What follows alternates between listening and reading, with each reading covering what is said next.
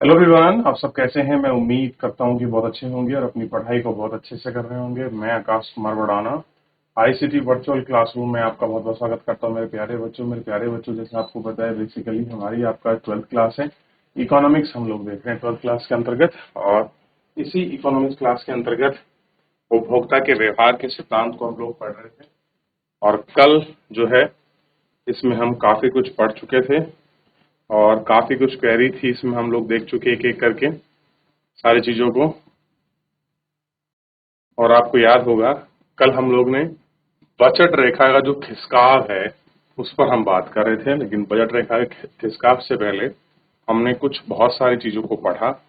और जैसे उसमें एक चीज थी बजट रेखा का ढलान, खासकर इसको देख रहे थे। बजट रेखा में परिवर्तन के साथ बजट रेखा का जो ढलान है उस पर हम लोग बात कर चुके थे, किस प्रकार से हो रहा है, क्या कीमत है, P1 P2 एक्शन क्या है, खिसकाव की विशेषताओं को हम थोड़ा सा आपका देख रहे थे और ये हमको देखना था।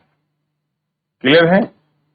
खिसकाव को लेकर हम लोग थोड़ा सा बात कर रहे थे और इन पर हम लोग देखने का प्रयास कर रहे थे कि भाई ये आखिर में जो खिसकाव था किस प्रकार हो रहा था और कैसे हो रहा था। क्लियर है।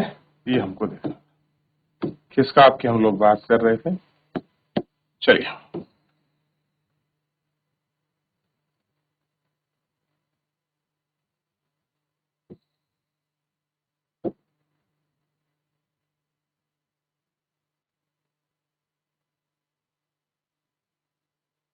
ध्यान रहेगा, इतना ध्यान देंगे। अब देखिए आगे बढ़ रहे हैं और आगे बढ़ के हम इन सारी चीजों को देखेंगे। सबसे पहले हम बात कर रहे थे बजट रेखा का खिसकाव।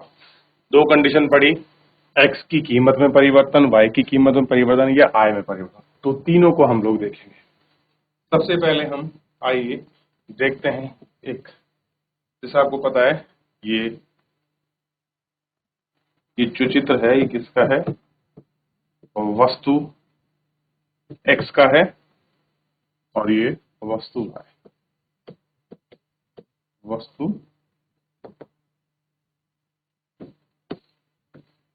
वाई। क्लियर है। ये बिंदु है और ये बिंदु कौन सा है, ये बिंदु बी है।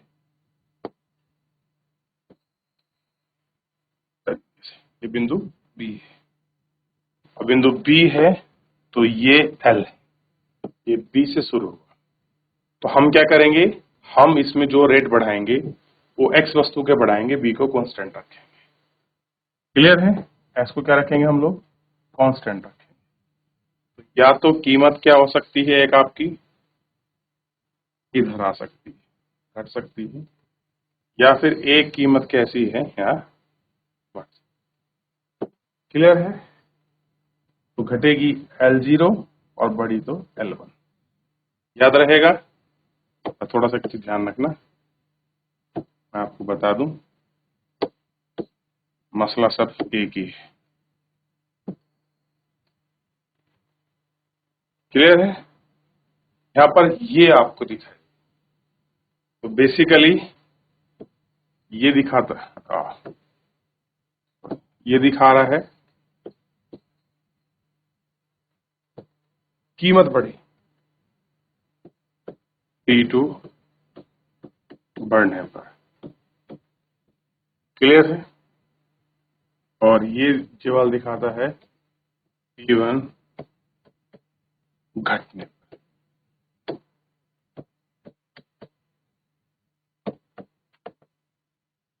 क्लियर है ये आपको। और ये O पॉइंट तो है ही। ठीक है। अब देखिए दूसरी कंडीशन क्या हो सकती है।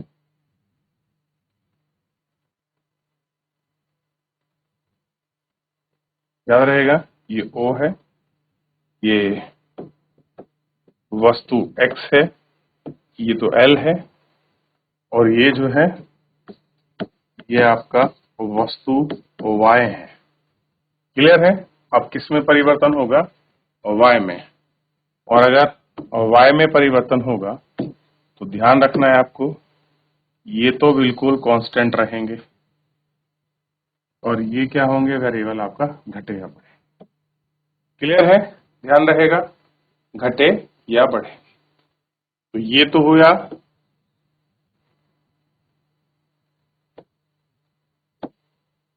बी और B1 और B0, और ये कैसे थे, ये सीधा एक ही पॉइंट। तो यहां क्या बढ़ा, x का मूल्य बढ़ा, यहां क्या बढ़ा, यहां B में बढ़ा। क्लियर है, दोनों की स्थिति क्लियर है, ठीक है। ये क्या होगा, B की B घटने पर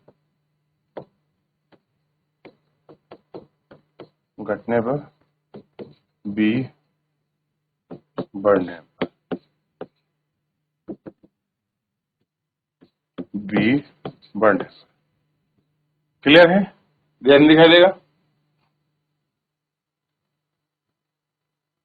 अब देखिए,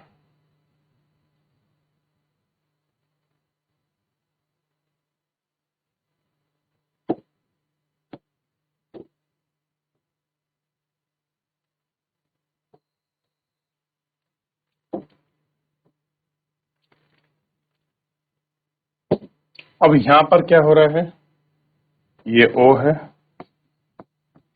ये वस्तु X, वस्तु Y,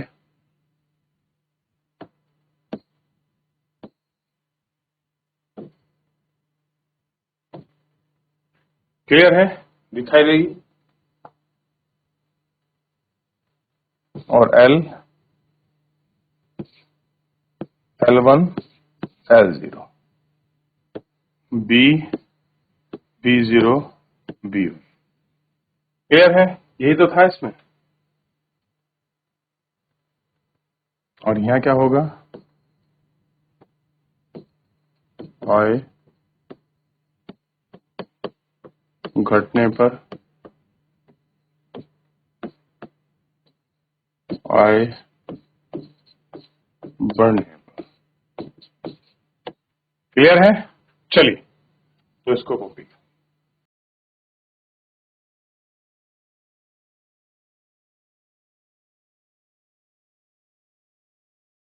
हो गया।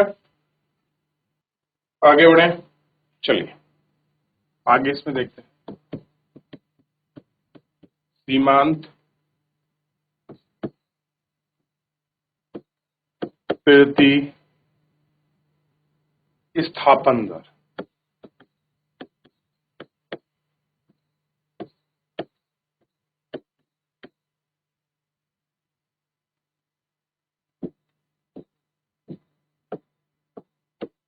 वह दर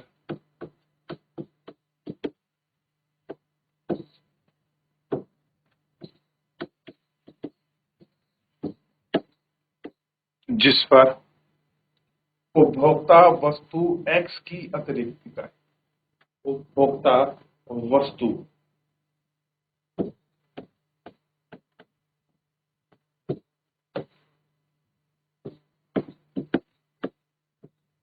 X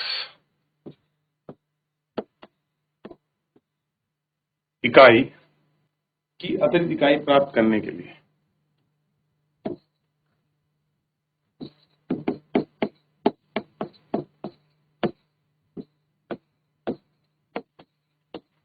इकाई प्राप्त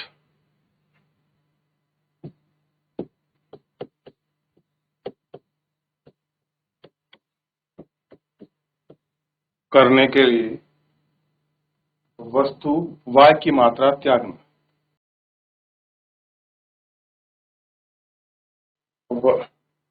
करने के लिए वस्तु Y की मात्रा त्याग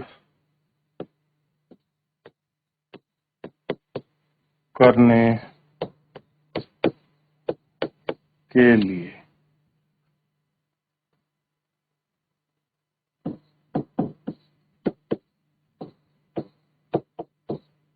करने के लिए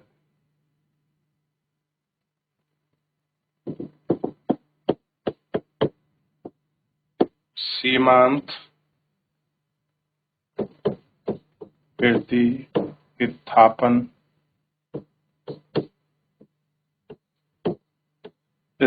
दर delta Y upon delta Y क्योंकि चेंज इसी का है, तो इसलिए डेल्टा को ही हमने चेंज के रूप में रख लिया। क्लियर है? तो वाई वस्तु की हानि, क्या कह रहे हैं, वाई वस्तु की हानि ऑब्लिक एक्स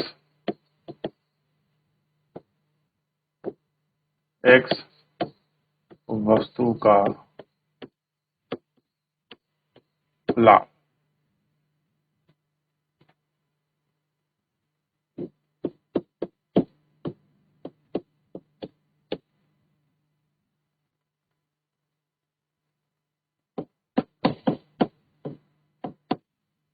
मांग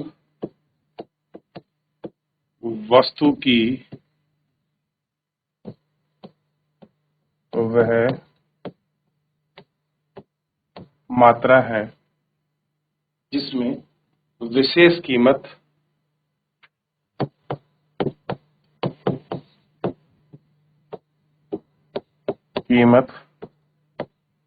वह विशेष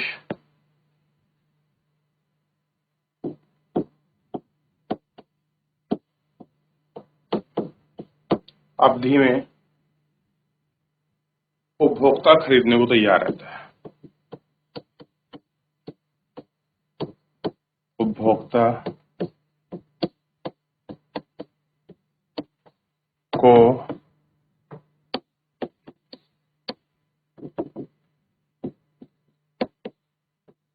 तैयार रहता है। क्लियर है? क्या रहता है? उपभोक्ता खरीदने के तैयार रहते हैं। अब जैसे बात कर रहे हैं उदाहरण की, क्या उदाहरण है? यह कहना कि मेरी दूध की मांग 2 लीटर है।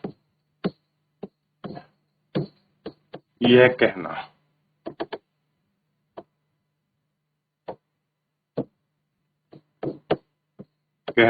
कि मेरी दूध की, क्या करें, दूध की मांग 2 लीटर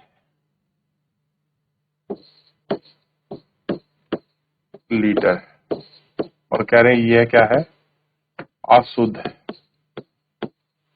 कैसे है ये? अशुद्ध है, यानी कि सही नहीं है। कहना क्या चाहिए? शुद्ध वाक्य क्या होगा?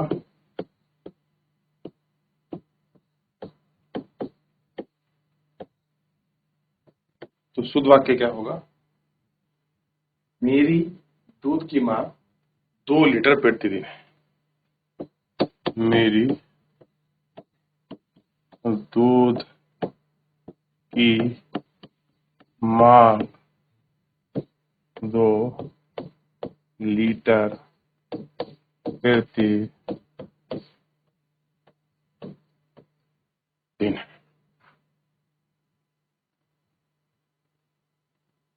क्लियर है? मेरी कितनी है? 2 लीटर प्रतिदिन है। ठीक। अब इसमें अगर आप आगे देखोगे, बात करेंगे इसमें मांग बाजार की, ठीक। कीमत के एक निश्चित स्तर पर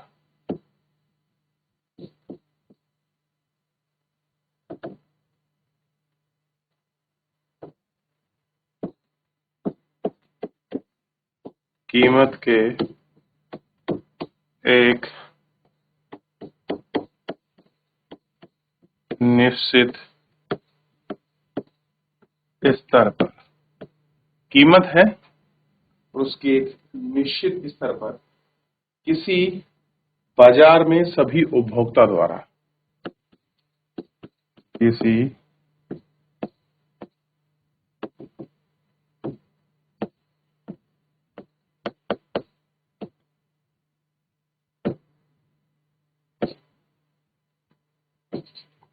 बाजार में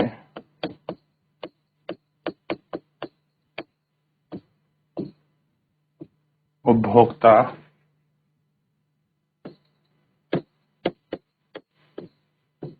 द्वारा खरीदी गई वस्तु की मात्रा, खरीदी गई वस्तु की मात्रा का योग बाजार कीमत, खरीदी गई वस्तु की बाजार कीमत का योग ही मांग बाजार का, मांग बाजार कहा जाता है। क्लियर है क्या कहा जाता है? मांग बाजार। क्लियर है? ये आपको ध्यान, ये आप इसको इतने कॉपी करिए, थोड़ा मांग बाजार को देखिए, उससे पहले आप इसको कॉपी करिए।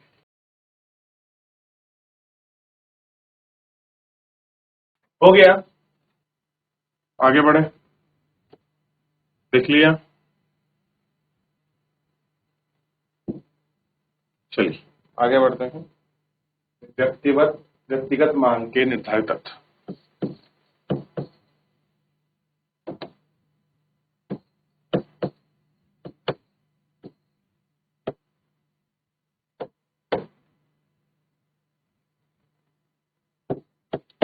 व्यक्तिगत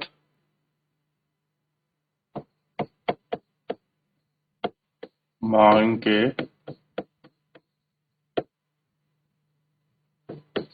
निर्धारित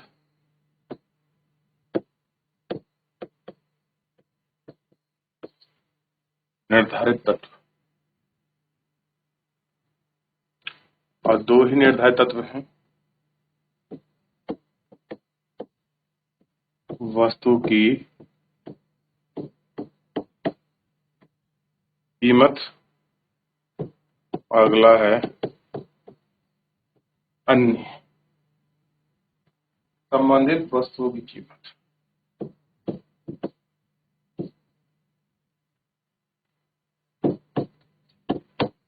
संबंधित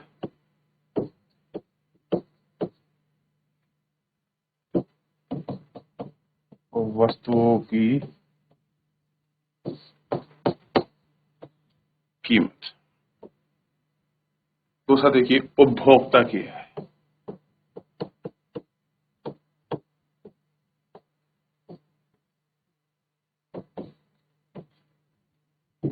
कैसी है? उपभोक्ता की। एक है उपभोक्ता की रुचि तथा प्राथमिकता। उपभोक्ता की रुचि तथा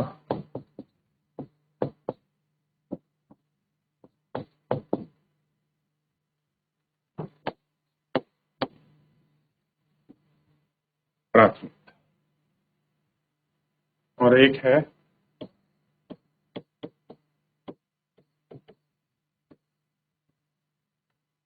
भविष्य में कीमत परिवर्तन की संभावना।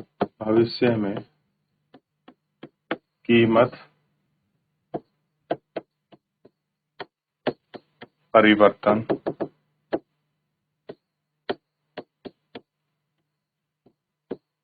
की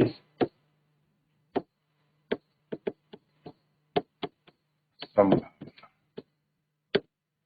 क्लियर है क्या आपको? तो उसके बाद हम लोग बाजार मांग के निर्धारित जो तत्व हैं उनकी भी हम लोग बात करेंगे। लिखिए,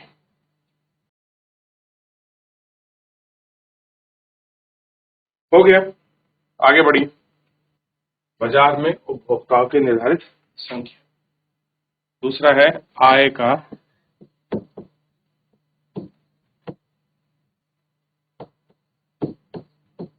वितरण। तीसरा क्या है? जल और वायु। जल, वायु व मौसम। जलवायु व मौसम। और एक है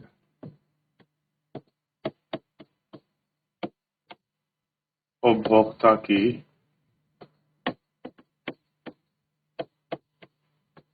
संरचना।